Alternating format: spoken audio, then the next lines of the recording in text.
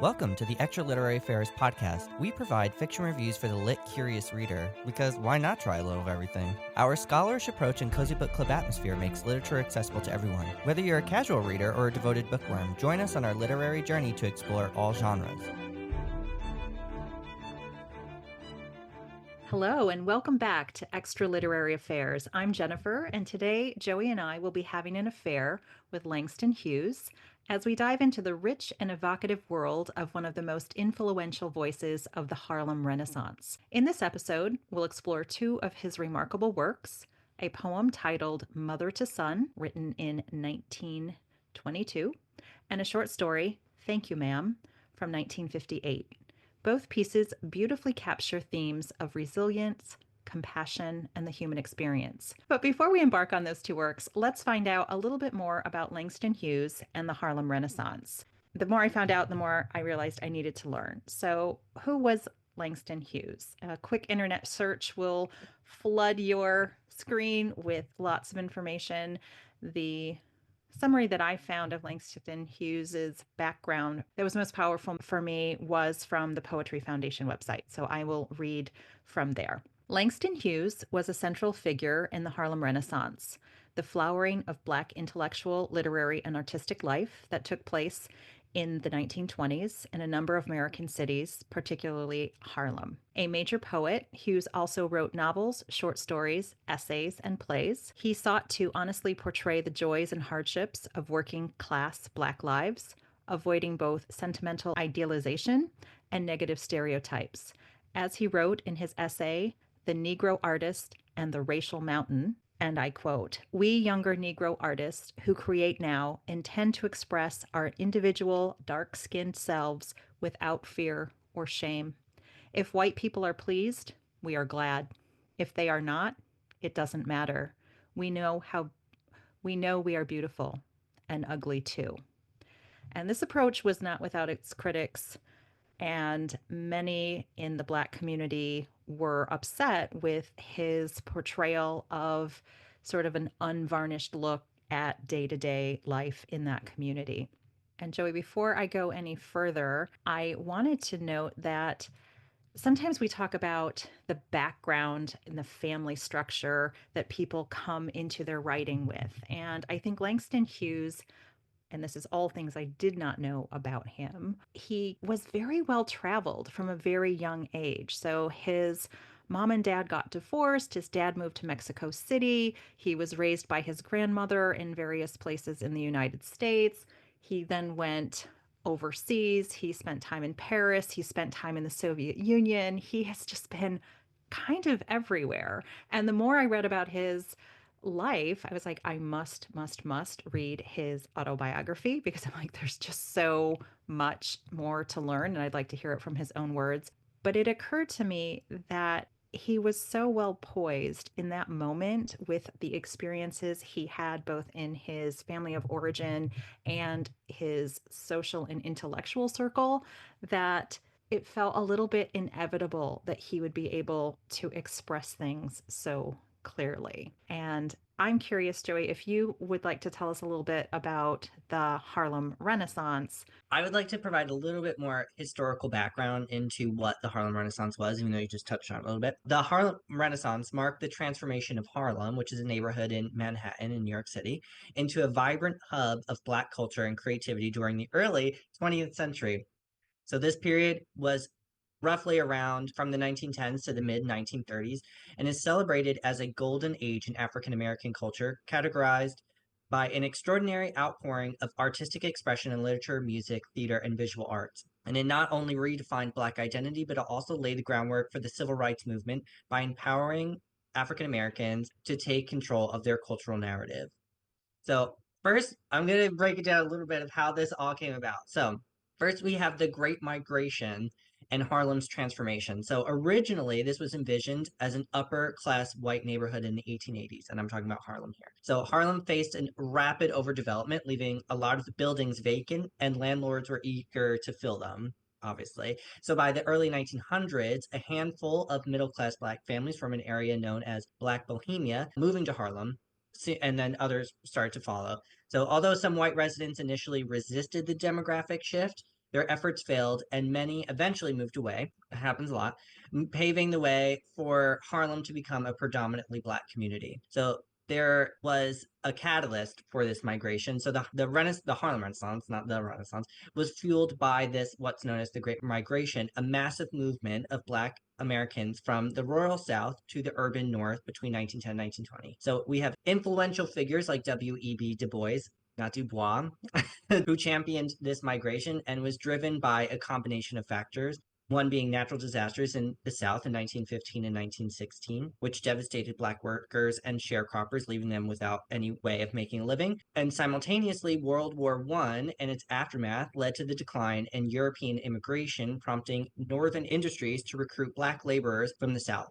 So by 1920, approximately 300,000 Black Americans had relocated to the North, with Harlem emerging as a primary destination. So now I'll just talk about the legacy that was left behind, and then I'll end it there. So the Harlem Renaissance was a pivotal moment in American history, providing Black artists, writers, and musicians with a platform to express their identity and experiences. And it fostered a sense of pride and ownership over Black cultural representation, challenging stereotypes and reshaping perceptions of African American life. Beyond its artistic achievements, the movement sowed the seeds for the civil rights movement, which I mentioned before, demonstrating the power of culture as a tool for social change. And the Harlem Renaissance remains a testament to the resilience, creativity, and enduring influence of Black Americans in shaping the nation's culture and political landscapes. And some of the most notable people are obviously Langston Hughes, who we're reading right now, Zora Neale Hurston, which for whatever reason I can never pronounce her name correctly. Like I always mix the Z and the N. Conti Cullen, Claude McKay, Jesse Redmond Fawcett, Jean Toomer, and Nell Larson, who of course wrote Passing. So, Joey, thank you for that. One of the things that caught my attention about looking at this time in history is what caused the Great Migration. And you said it started maybe in the 1880s, the early turn of the century. Why was this big flood of African Americans moving from the South to the North? And when I looked into it, I saw some constitutional amendments that were made and some acts that were made to protect the sovereignty of the African Americans' right to vote.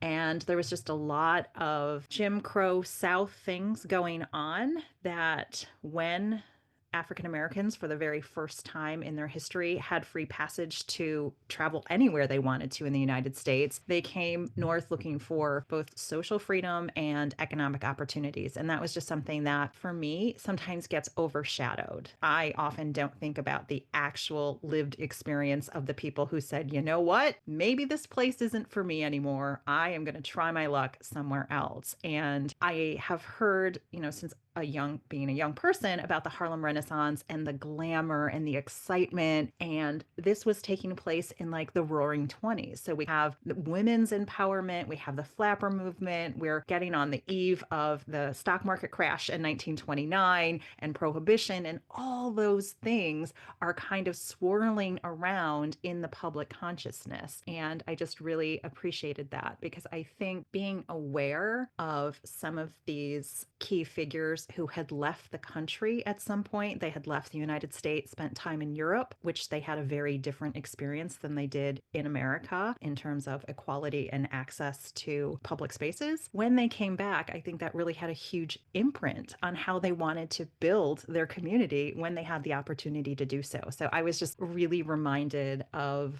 that sad legacy that actually led to something incredibly beautiful and long lasting. Yes. Yes. The Harlem Renaissance sort of sandwiched in between World War I and World War II. I mean, the Harlem Renaissance starts to die out a little bit during the ramping up of World War II, but certainly the stock market crash in 1929, not helpful. Okay. Joey, what I found was really interesting, because as I was looking up more biographical information about Langston Hughes, I just kept coming up with more and more details. I'm like, oh, we can't forget to mention this. So I just want to say one more thing about him. So Langston Hughes was living between 1901 and 1967, and he was a poet, social activist, novelist, playwright, columnist, and a significant figure in the Harlem Renaissance, as we have just noted. He was born in Joplin, Missouri, and he was the descendant of enslaved African American women and white white slave owners in Kentucky. He attended high school in Cleveland, Ohio, where he wrote his first poetry, short stories, and dramatic plays. He was living with his grandmother until he was 13 years old because his parents had divorced, and he found solace and stability in his grandmother's home. After a short time in New York, he spent the early 20s traveling through West Africa and Europe and living in Paris and England. He came back to Harlem in 1924. There's a famous story about him being a busboy, and he saw a famous publisher and he slipped a couple of his poems next to that person's plate. And that person's like, hey, these are good. And that person decided to say, I claimed that I discovered Langston Hughes. He But there discovered you, sir. Exactly. And I was like, well, I'm going to give you a little bit of example of get up and go. That man saw an opportunity and he was like, you know what? What do I have to lose? The guy could read them and love him. He could read them and throw them in the trash. He could not read them, but I owe it to myself to take this opportunity when it presents itself. And Joy, I think that is a great segue into the poem Mother to Son. Do we want to read that aloud or do we want to reference that beautiful Viola Davis rendition? Yeah, she did such a good job. I was like, oh my God, it's amazing. Yeah, I think Viola Davis, we can't compete. I She don't did think the best job that I couldn't she re definitely did the best job. So I'm like, okay, everybody pause. We need to listen to her. Can we yeah, insert that in here or is that wrong? Can we I play don't it? know. It's on YouTube, so it's not like it's copyrighted. I will figure that out, and if it's not, then we can insert it into this. I would love to just have it played. We're becoming a history podcast, tell you what. I cannot get away from the fact that we are becoming a history podcast because what has been so interesting for me in looking at how people ended up becoming who they are, I have a lot of questions like, how do people find themselves and find their voice? And when I understood Langston Hughes, also, there were some questions about he did not marry in his lifetime. He did not have children. And there were some big question marks about why that might be. One of the questions was, oh, is this a homosexual man? And like his close friends said, no, he was more of an asexual person, that he did not, Um, especially at the time, he had already created enough of a wave in the African American community, kind of upsetting a lot of apple carts by speaking some truth. And he's just like, maybe I just don't add my personal situation to that conversation. So I just thought that was also very interesting. And I also find it interesting that he was so incredibly well traveled, that this was a multicultural person. And his grandmother and his family has this history of activism, of being part of the Underground Railroad, of being part of like violent revolution when John Brown did his thing. It was just amazing to think all of the things that came together to create this human being who is so incredibly gifted and such a powerful force that, yeah, I'm just in awe. So I know we said we were going to talk about this poem, and I think we should. I think it's a great poem. Viola Davis made it. This is the power of listening to poetry out loud, because when I read poetry, I do read it out loud to myself. But when I heard her recite it, I was just like, oh my God, this took on such a different meaning for me. It's such a hopeful and very honest poem, I think, of literally it's a mother speaking to her son, giving him the realities of life, but don't let that stop you from continuing to go on. I think the themes match the themes of the story. Thank you, ma'am. That's why I wanted us to read them together, because I think the messaging is the same. It's not a mother and son relationship, obviously, but it is this matriarchal woman speaking to a younger man and telling him, I get it. I get what life is going to be like for you, but that doesn't have to be the thing that you don't have to let that drain the motivation for you to want to live and try to do something with yourself. So, Joey, I loved her Sorry, rendition. I just looked it up. An attorney gave an answer. You cannot play a YouTube video in your podcast with like fair use and copyright, so we will Yeah. not be able to put that in there.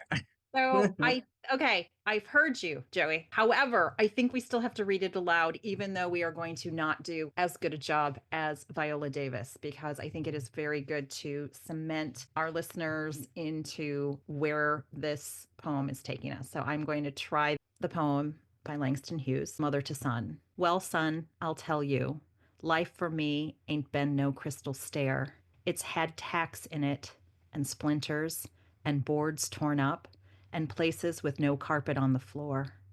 Bare. But all the time, I's been a climbin' on and reachin' landin's and turnin' corners and sometimes going in the dark where there ain't been no light. So, boy, don't you turn back. Don't you set down on the steps 'cause you find it's kind of hard. Don't you fall now, for I'm still going, honey. I's still climbin', and life for me ain't been no crystal stair.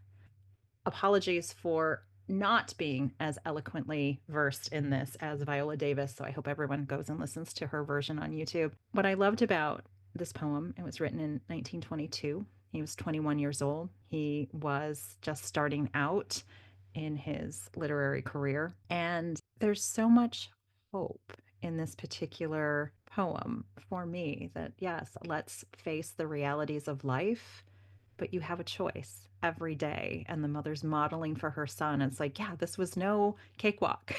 I love that there were no crystal stairs. It was hard and dirty and bare, but I kept climbing and eventually I was able to get somewhere. And I'm so grateful to you, Joey, for bringing this poem into our conversation because I had not encountered it before. So, what are your thoughts on this poem? Yeah, I think it's a great poem, for sure. I have been reading a lot of Langston Hughes' poetry lately in preparation for this episode, but just in general, I've been interested in his writing. I see this as sad because it's a reality that her son will have to go through hardships. And I'm sure that any parent would like to erase that from their child's future if they could. But I think she is aware of the disparities.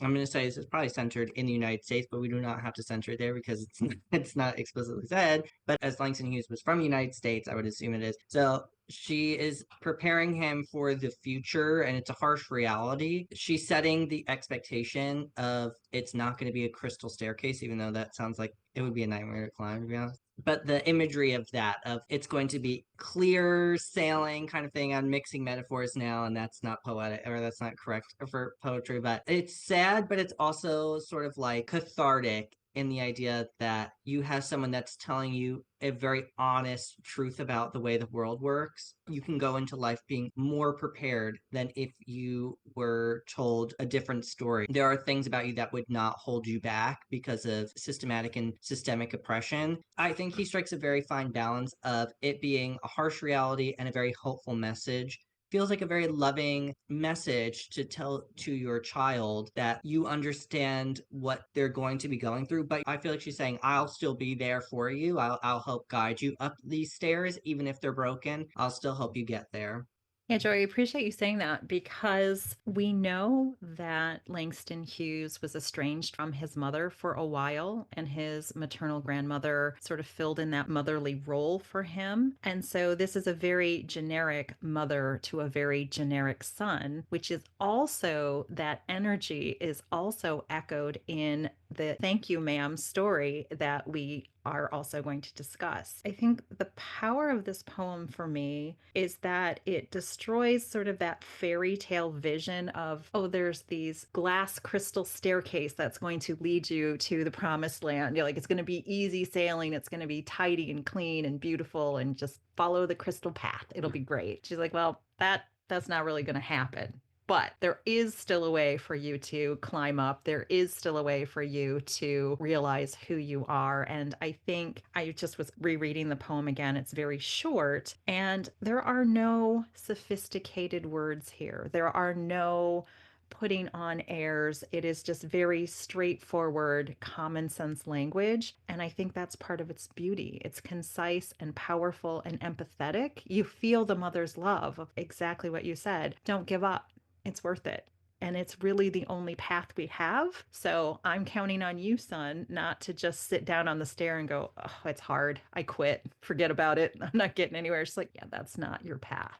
One more thing about this poem, I think that we should probably move on, but is that if when you're reading it physically, which is it's important because we've talked about this with like line breaks and stuff. This is a very well paced poem, in that the line breaks are extremely intentional, which is usually in all poetry, but in this case, I think it's important to be able to see where the line breaks are, where the hard stops, the periods are, and any type of punctuation that is there or is not there, because this is a message that is being said pretty slowly, if you look at it like that, where she's giving her son this information piece by piece and is not trying to overwhelm him with this message, but is giving him the space to let that message sink in as she continues in her conversation with him. Yeah, Joy, I like that. She's doling it out, these Mhm. truths, line by line, and letting it sit there. And just right in the first half of the poem, one line is bare, Bare, right? He's just Mhm. laying the truth bare. And that was what the mom was doing. And I just thought that was really beautiful. And I appreciate that this was something that was written at the beginning of his career. And then we transition to the story that we chose, Thank You, Ma'am, which was written in 1958. So he was 57 years old at this point. He had lost his mom and his grandmother, just as a biographical reference. Again, what struck me by this story was its direct language. There are no words you're going to need to look up in a dictionary. It's not obscure. It's a very clear and straightforward narrative. You can follow the plot. You're not going to get confused. But it is just dripping with empathy and understanding and all the things that are left unsaid. And we often talk of like, well, whose point of view was this written from? And for me, the only information that we receive is what we see with our own eyes and what we hear the characters say aloud to each other. We're not digging deep into the psyche of the characters in any sort of other way. We just have to decide for ourselves what their intent is by their behavior. And I just thought that was like a really effective way. This is a short story. It was 3 pages long, but so beautifully written and hopeful. I just was left with a lot of hope after reading this story. What came up for you? Well, like I said, I've been reading a lot of Langston Hughes lately and just really enjoying it and being like, oh my God, these stories are really sticking with me. And I think what I really like about him is something that I really like in E.M. Forster, where he has these really great relationships that he builds and so quickly. Like E.M. Forster is writing novels mostly. I mean, he does have short stories too, but this story is so quick, as you said. So he doesn't have a lot of time to fill in the blanks, and he doesn't. And yet we understand this dynamic very well. But I will say that I think he has cemented for me that something that I had an inkling about myself was that I really love when poets write prose, especially with Langston Hughes. He has such a mastery of language that he is able to create something so impactful in such a small amount of time, because poets are usually pretty economical with their writing, and it really shows up in this story especially, I think. I just want to take us to the first couple of sentences just to give the readers, if they haven't had an opportunity to read the story yet, just a taste of what we're speaking about. So here's the opening paragraph. She was a large woman with a large purse that had everything in it but hammer and nails. It had a long strap, and she carried it slung across her shoulder. It was about 11 o'clock at night, and she was walking alone when a boy ran up behind her and tried to snatch her purse. The strap broke with the single tug the boy gave it from behind, but the boy's weight and the weight of the purse combined caused him to lose his balance. So instead of taking off full blast as he had hoped, the boy fell on his back on the sidewalk and his legs flew up. The large woman simply turned around and kicked him right square in his blue jeans sitter. Then she reached down, picked the boy up by his shirt front, and shook him until his teeth rattled. I loved that scene. My grandmother also had a giant purse that always had everything you could imagine in it. So that was a very evocative memory for me of the past, of this tough, seasoned older woman. At least in this moment, I'm feeling this is an older woman, older than this boy, obviously. No nonsense. She's like, you took my purse. I am going to kick you right in the behind. And the fact that he calls out, as you said, in this poetic language, right square in his blue jeaned sitter. And I think there's so many ways that you could have told us where he got kicked, but that was definitely just something that stuck out for me. I was like, oh, how poetically beautiful of making that also a little bit of a comedic moment, Like the Hmm. boy's like, "Hey, I'm gonna do a purse snatching." It's like, "Uh-oh, the snap broke and now I fell down and now I'm on my back like a turtle and this older lady kicks me in the behind and then grabs me by the shirt front and shakes me to be like, "Boy, what exactly are you doing right now?" And so setting that up, we're like, how is this story going to turn out? Because I was very surprised, happily surprised at how this story turned out. And I just want to take one quick pivot because over Christmas, you and I had read One Christmas Eve by Langston Hughes. And there was a surprise in that story that I did not like. That was not a surprise I was hoping for. It was like, oh, look at this beautiful, nice story. Oh, wait a minute. This took a turn that I did not expect. And I really didn't appreciate that. I mean, I appreciate it from the story standpoint, but I was like, yikes, I don't want to live in the world that you're living in right now. I want a better world. So the fact that this story sets us out with a petty crime, like a crime has occurred. That is where we are starting this story to where it ends up. I just thought he did just such a masterful job of showing empathy and redemption and kindness and what happens when you actually ask someone what's going on. Like really, she really wanted to hear what was going on with this kid. And I loved everything about it. Yeah, I think the opening paragraph is funny because you're not expecting that this older, you're expecting it to be an at least older woman, like you said, but she's a formidable woman. Like she's physically formidable. She can hold her own. She's not getting kicked around by this teenage boy. She is like, she's literally kicking his ass. And So, fearless, right? There was yes. no fear from her or hesitation. It's like, oh no, this isn't happening today. Yeah, so I really like that. And with that One Christmas Eve story, he's writing these powerful women. In the other story, the One Christmas Eve story, the mother is not physically formidable like this, but she's formidable in other ways. So I appreciate highlighting women's power in that way. And especially in this era where it'd be sort of easy for authors to pretend that she's a damsel in distress and she needs a man to come protect her and get her bag back. And she's like, I didn't ask. I don't need it. It's not something I'm interested in. I can do it on my own. Yeah, Joy, I appreciate that you said that from the standpoint that she asked the boy, was I bothering you when you came around that corner and decided to steal my purse? And he's like, no, ma'am. And she's like, well, what were you doing? And he's like, well, I didn't mean to rob you. And she's like, you're lying. Like, you didn't accidentally almost steal my purse. And then she asked him some more questions like, look at your face. You got a dirty face. Like, don't you have anybody at home to wash your face? And did you have dinner tonight? And she's like, no, there's nobody at my house. Now it's 11 o'clock at night and you've got this 14-year-old boy roaming the streets. Instantly, we are seeing this woman with her compassion, with her instinctual mothering and caretaking of if you were my son, I would take you home right now and wash your face. In fact, let's go. She frog marches him right to the house. It's like, you're coming with me. And it did feel like sort of a forceful thing, but forceful benevolentness. It's like, I know you're in distress and maybe you don't know how to say what you need from me, but I'm going to take care of you. I'm hungry. You're hungry. We need to get on with our day. I really appreciated that when she asked him, what did you need the money for? Why did you want to take my purse? If you're not hungry, what did you want money for? And he said he wanted a pair of blue suede shoes.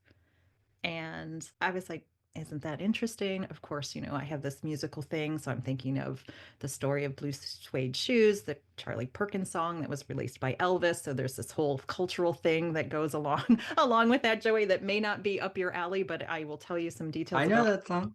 after.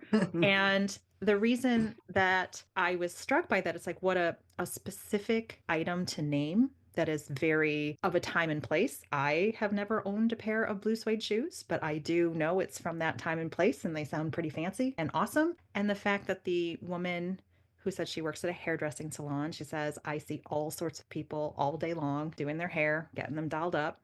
She gives them $10. And like $10 in 1958 is not nothing. Like Hmm. that was a hunk of money for a woman who's probably not rolling in the dough, right? She's a working class person who's trying to make ends meet. I just really love that because she said, you didn't have to rob me to get this money. You could have just asked me. And that was such an unexpected moment in the story for me as the reader, but even more unexpected from the boy because he's like, Nobody does that. You don't walk up to a stranger and say, "Can I have $10, please?" And he's like, "What? What is that about?" And Joey, I have a couple quotes I'd love to read, but I'd love to just get your impression about how that story unfolded. Did that structure work for you? Yeah, I mean, it definitely was not what I was expecting because that's not how I would react to someone trying to steal my stuff from my physical being. I definitely would hit them back, but I definitely wouldn't pick them up and be like, "Why are you dirty? And are you hungry? And do you want to come back to my house and I'll cook you dinner?" That's compassion that I do not have in my body, but Mrs. Jones sure does, and she showed that the only way to fight back against this teenage boy and his rambunctiousness was to show him compassion. And there's something that I think is very significant is when she says, "But you put yourself in contact with me," said the woman. "If you think that contact is not going to last a while, you got another thing coming. When I get through with you, sir, you are going to remember Mrs. Luella Bates Washington Jones." And so I think the first thing that she does to combat or reverse the damage that this teenage boy has done is that she shows him a level of respect that he probably has not received before. She calls him sir. She doesn't ask him his name yet. She doesn't call him anything derogatory or try to belittle him. She shows him respect and she introduces herself with her full name as Mrs. Luella Bates Washington Jones. She's creating a boundary, and now he knows I should call her Mrs. Jones because this is how she's introducing herself. So I really appreciated that. It was such a subtle little thing to add just to say, "When I get through with you, sir." Maybe she is trying to be a little condescending there, but to me, I interpret it as this is her way of saying, "You get respect when you show respect." And I like that. Yeah, Jerry, and I also appreciate that she gave all of her names and she said she was a Mrs. So it was also Mm. that signifier of I am owning who I am, and you're going to hear all my names. This is really the totality of me. And I just really thought that was quite interesting. And I want to go to the section of the story where she's like, "You need to wash your face," right? And ask him what he wanted. And I'm just going to read the section because it's like, interesting. "Then we'll eat," said the woman. "I believe you're hungry or been hungry to try to snatch my pocketbook." "I wanted a pair of blue suede shoes," said the boy. "Well, you didn't have to snatch my pocketbook to get some suede shoes," said Miss Luella Bates Washington Jones. "You could have asked me." "Ma'am?" The water dripping from his face, the boy looked at her.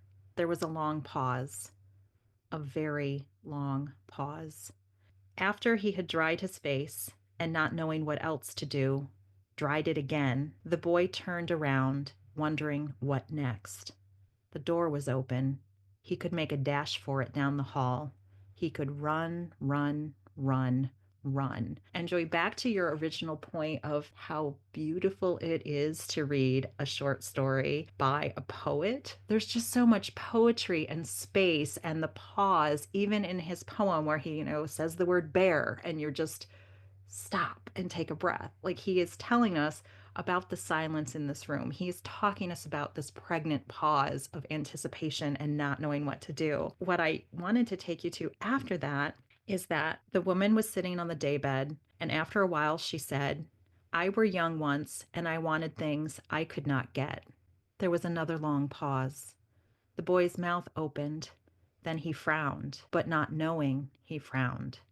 The woman said, "Mm-hmm. You thought I was going to say but, didn't you? You thought I was going to say, but I didn't snatch people's pockets books. Well, I wasn't going to say that." Pause. Silence. The fact that he writes those words into his story, I'm like, Yeah. yes, you're killing us. And I'm just going to read this last sentence because I'm like, she models this accountability to this young man. "I have done things too, which I would not tell you, son, neither tell God if he didn't already know. So you set down while I fix us something to eat. You might run that comb through your hair so you'll look presentable." And it goes on to do the scene of them having dinner. In another corner of the room, behind a screen, was a gas plate and an icebox. Mrs. Jones got up and went behind the screen. The woman did not watch the boy to see if he was going to run now, nor did she watch her purse, which she had left behind her on the daybed. But the boy took care to sit on the far side of the room where he thought she could easily see him out of the corner of her eye if she wanted to. He did not trust the woman not to trust him, and he did not want to be mistrusted now. And so when you said that she was showing him this respect by calling him sir, like, here are my names, sir, I'm introducing myself in a formal way, that she also says, I know what it's like to do things you're ashamed of. And God only knows the things I got up to when I was younger, and I am not judging you for that. The fact that she left her purse and the door open, they were kind of in this rooming house situation, the ultimate trust. She invited him into her home, left her pocketbook, which he already tried to steal, right? He already tried that once. Just in the open, I think it was that rise above mentality of like, I am not going to judge you. I am going to put my faith in humanity to do the right thing when you are met with kindness. Maybe that will affect you. And I just loved how that story turned out. So Joey, thank you for indulging me and letting me read that. But I was like, so good. It's just so good. Yeah, that scene that starts with her sitting on the bed and then saying, I've done stuff too. I mean, she doesn't tell us. Again, we have a lot of blank spaces in this story, and that's not a bad thing. Langston Hughes is giving us the opportunity to fill in those blanks because he's being so economical with his writing that we are, as the reader, are given the space to fill in the story about Mrs. Jones and Roger as people and decide what their history is like based on the words and actions that they're taking right now. And I just want to briefly mention that line that you read, he could run, run, run, run. To me, a lot of this is very poetic for obvious reasons because he's a poet. But I saw this more as free indirect discourse because there's no reason the narrator would give us this perspective. We're not in the heads of the characters. We're in third person limited narrator. We're sitting away from the events. We're just looking above. So there's really no reason why the narrator would know this amount of information coming from Roger's head where he wants to get out as quickly as possible. This is a very anxious line where he's like, I need to get out. I'm stuck. Even though she leaves the door open to say, I trust you. I think you're going to stay. You're not trapped here. You can leave whenever you want. You're just here because I want you here. If you want to be here, you can be here. I think, yeah, there's so much in the actual structure of this story, like on a physical page, that, again, this is something that really needs to be read as well as listened to, because you're not seeing all of these things like with pause and silence.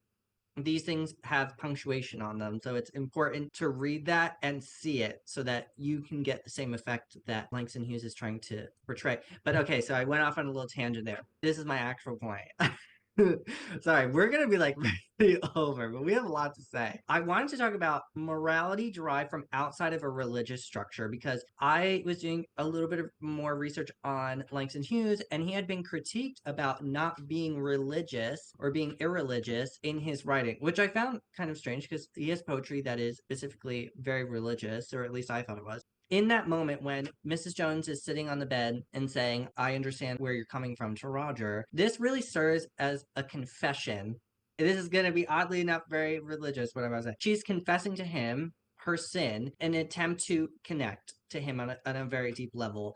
And she doesn't present herself, as you mentioned, as on a pedestal. She doesn't try to preach to him and talk down to him. She has walked similar paths in life and learned difficult lessons, and she's trying to pass on that knowledge to the younger generations.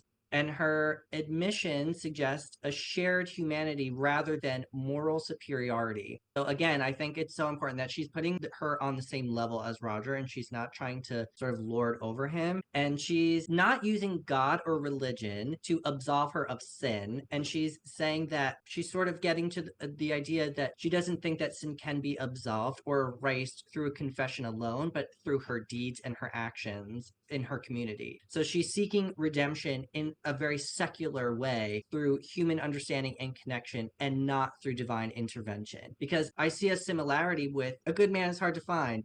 Because when she says, oh, you could be my son, that makes me think of the grandmother in The Misfit. Is this her moment of grace when she has this connection with Roger? Joey, I really appreciate you said that, because the devil does show up in this story. And I do agree with you that she is showing him how to be a moral person, to offer forgiveness, to allow people to redeem themselves by making better choices in the future, except for mentioning that God knows what she did. That was one of the religious references, but I want to read this little story. She said, "Eat some more, son," she said. When they were finished eating, she got up and said, "Now here, take this $10 and buy yourself some blue suede shoes. And next time, do not make the mistake of latching onto my pocketbook nor anybody else's, because shoes that come by devilish like that will burn your feet. I got to get my rest now, but I wish you would behave yourself, son, from here on in." And so that was such a hopeful message, that also that superstition of like, if you get those shoes from nefarious way, if you steal for them, they're going to burn your feet. You are not going to get any joy from those shoes because they're going to be cursed. They're going to be tainted with the sin of stealing. And at the very end of the story, she also says to him, "I just really hope that you will behave yourself." And he said he never saw that woman again. And we can only hope that because the story exists, right? It's telling us something, that opening the door literally to conversation and compassion. When you said that aloud to me, Joey, you're like, the door is literally open to her house, but the door is also open to her humanity, her humility, her confession, as you said, to say, "Hey, I'm no saint here. I know what I've done, but you can pick another path." And as you said in the beginning, she showed him respect. She showed hope and empathy, that you're not a bad kid. You made a mistake, and I believe you can do better. And I hope you do. Behave yourself. And I just left the story going, yes, this is such a hopeful, beautiful story. Yeah. I think there's also this with the poem Mother to Son, we have this knowledge being shared generationally. And the same thing could be said about this story, which is why I see so many parallels in them, is because Mrs. Jones gives him an opportunity to physically wash away the dirt or sin from himself. To me, I interpreted that, and caveat, I'm an atheist, so I'm never going to think that something's really religious unless the author is like Flannery O'Connor, and we obviously know that there's religion in it.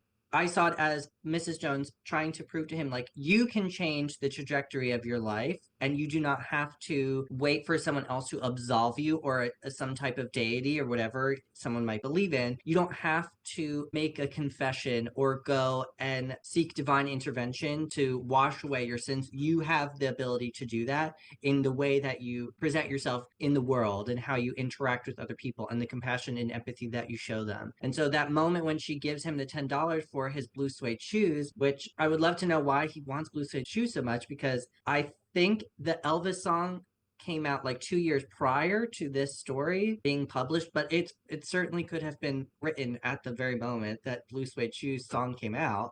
So he might be wanting to keep up with the Joneses, like Jones.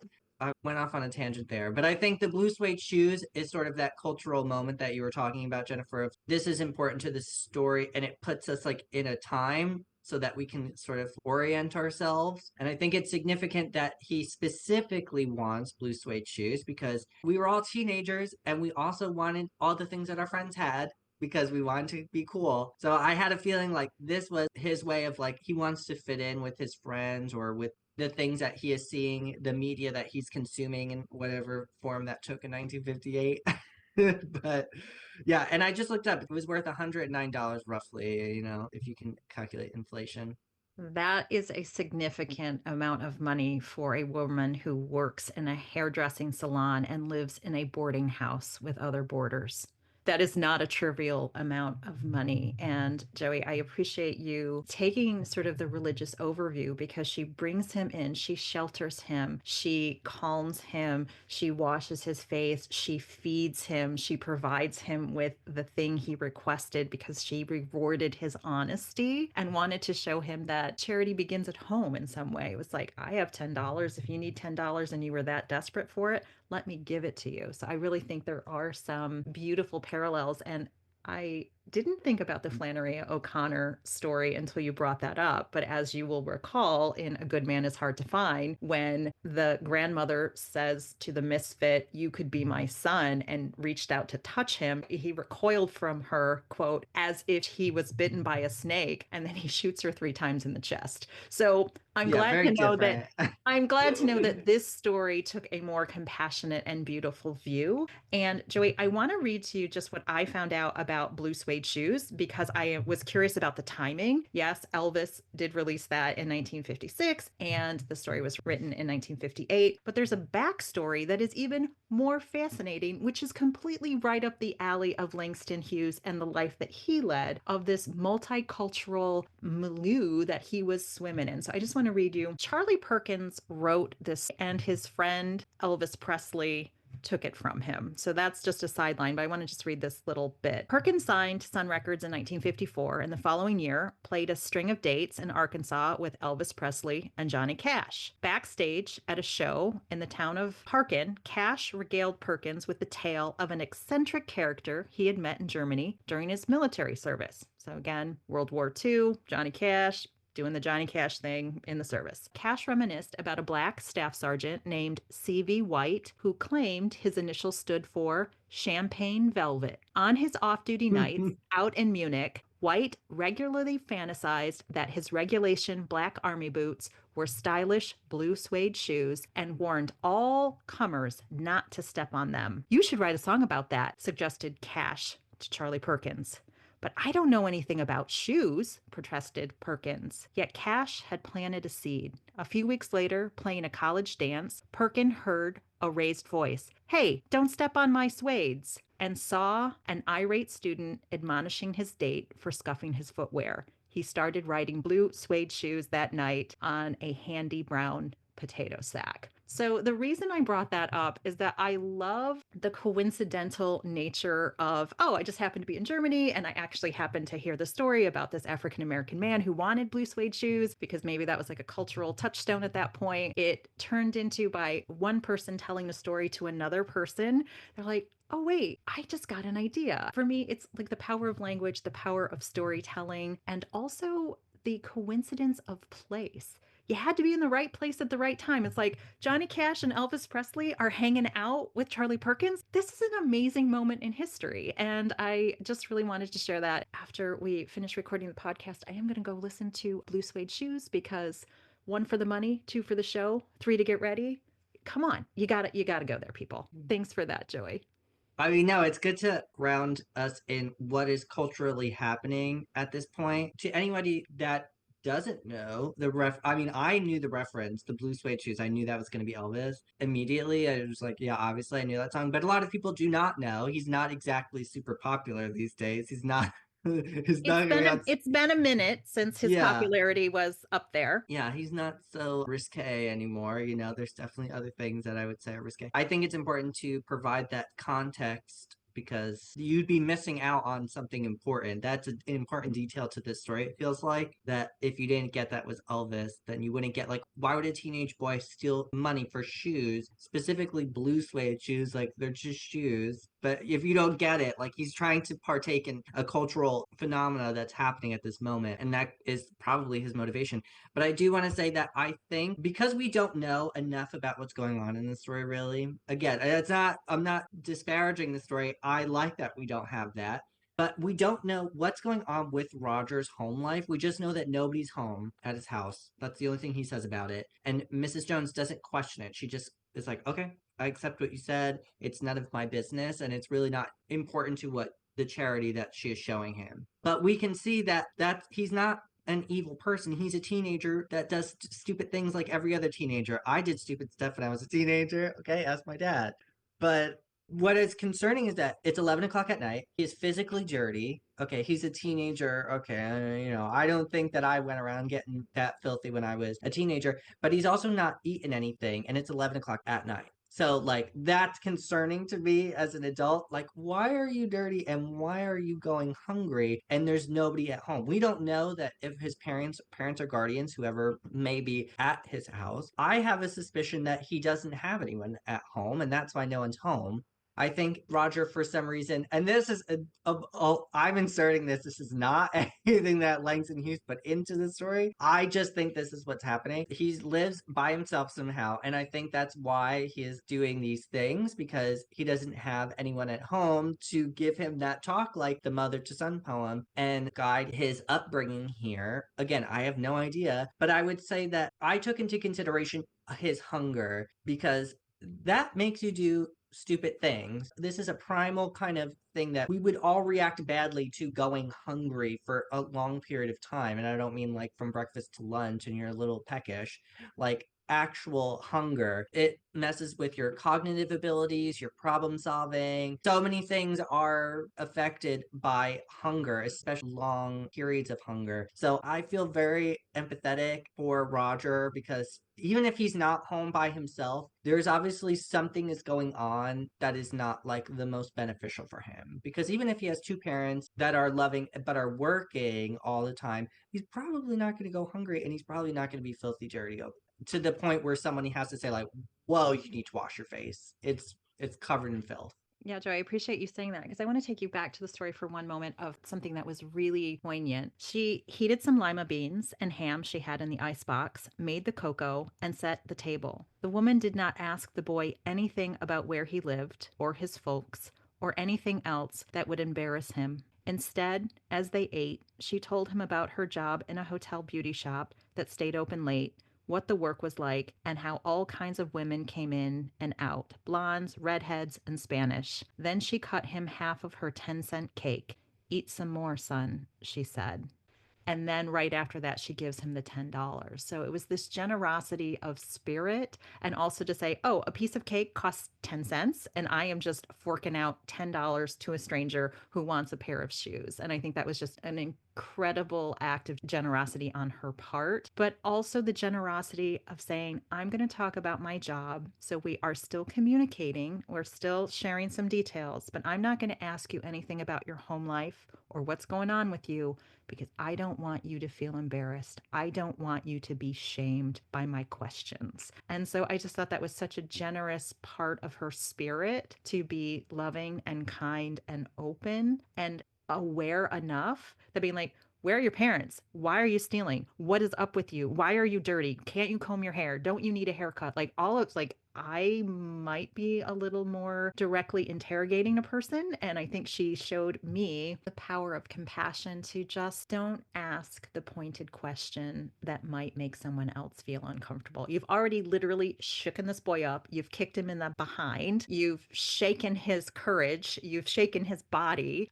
You got his attention. And so that's enough. That's enough lessons for today. You don't need to dig for details. And the final words of the story, he barely managed to say thank you before she shut the door, and he never saw her again. He didn't need to see her again, but that kindness and empathy and generosity stuck with him forever, and hopefully started a snowball effect of maybe knowing that one person, a total stranger, cared about him, might help him have the courage to move forward and make some better choices. So that's how I interpreted the story. I just thought it was really beautiful. And I want to say one last thing about the interesting sort of shared path between Flannery O'Connor and Langston Hughes, which is not something that I normally think I would be able to do as a pathway. They both publicly acknowledged that because they were in areas with other writers, they had a community, they had access to publishers and patrons, that is why their works are still available today. They had access to resources. They had amazing talent. Nobody is questioning that.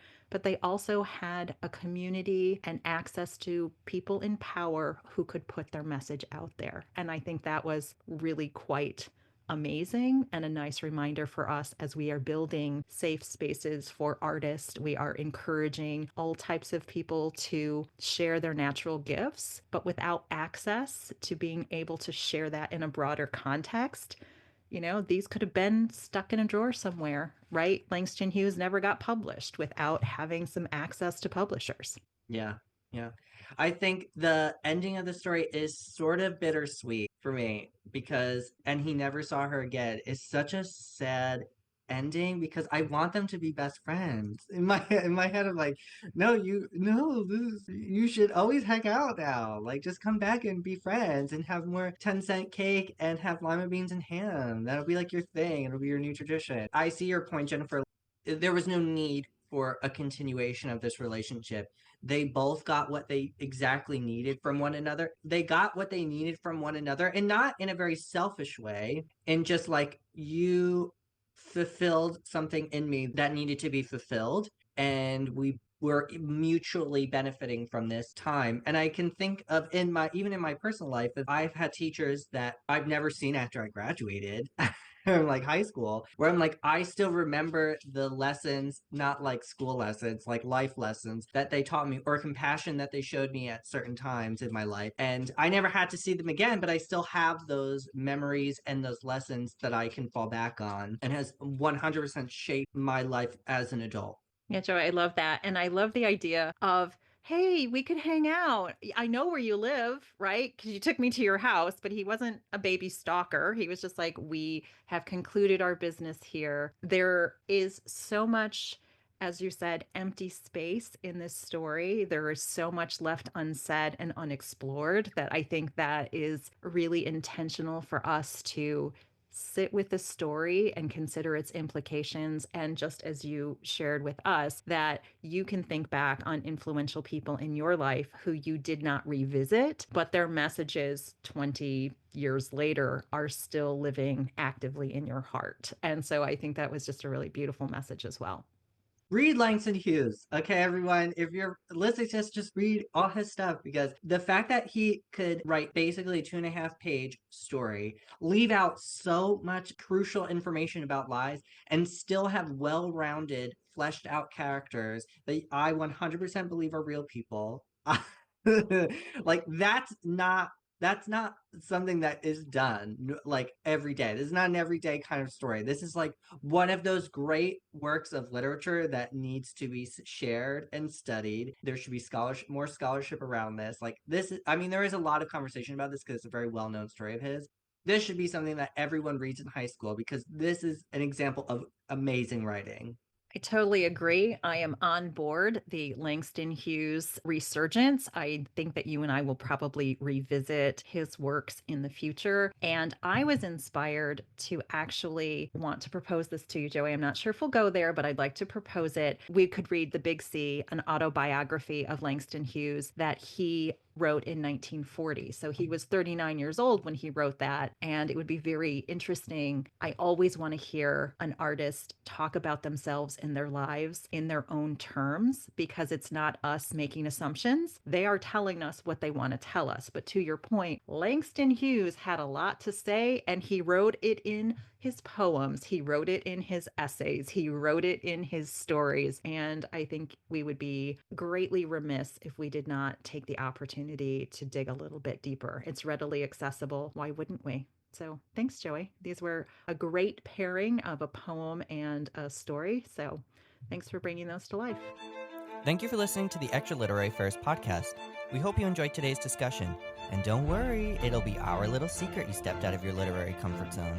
Check out our link tree to follow us on TikTok, YouTube, Blue Sky, and Storygraph.